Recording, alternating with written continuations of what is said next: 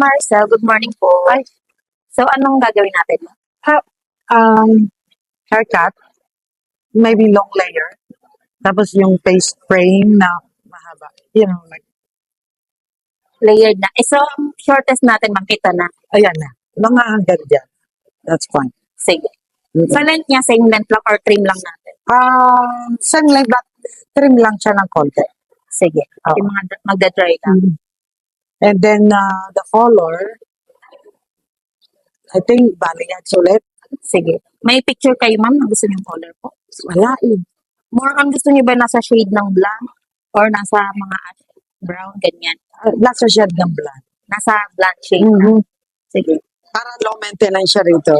Opo. So, yung balayage natin, ma'am, is more on medyo dark dito sa taas. Yeah. Nasa light. Kasi balayage na to eh. Okay. Naghaba lang siya. Dito. Yung cut, tas ayusin na lang natin yung layer. Kasi naka-layered na siya. Yes. Kumusta yung color niyo? That's good. Yeah. Magla-light pa yan, ma'am, kung gusto niyo siya ng medyo light. Medyo pagka medyo Yes, dark. ma'am. Siya. Mga ilang wash, medyo magla-light siya. Kaya ang kailangan niyo lang gamitin is yung purple shampoo. Yung purple shampoo. Nilagyan na rin natin ang face cream. Yeah, that's nice. Is ganda si Manda. Long process, Yung color. but it's worth it. Ganda siya. Look different. Ang layo ng kulay niya kanina. Diba? First time ko lang maganyan. Bagay ba? Yes po. Yung length niya, ma'am, okay naman. Okay lang yun eh.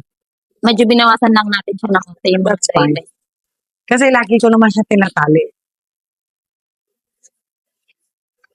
Ganda siya. I like it. Bagay din sa skin tone niya, ma'am. Yung color. Tama. Thank you So, po. ano yung shower niya? 2 days no wash muna kayo, ma'am. Tapos 2 ang days. pag-shampoo niyo is every other day. Every other. Okay. Mas maganda yung mga mild shampoo like sulfate-free shampoo, ma'am. Yung mga ganun. Yes. Okay. Para di masyadong fade yung kulay. That's good. I like it.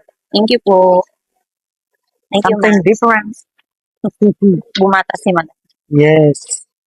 10 years younger. Thank you po.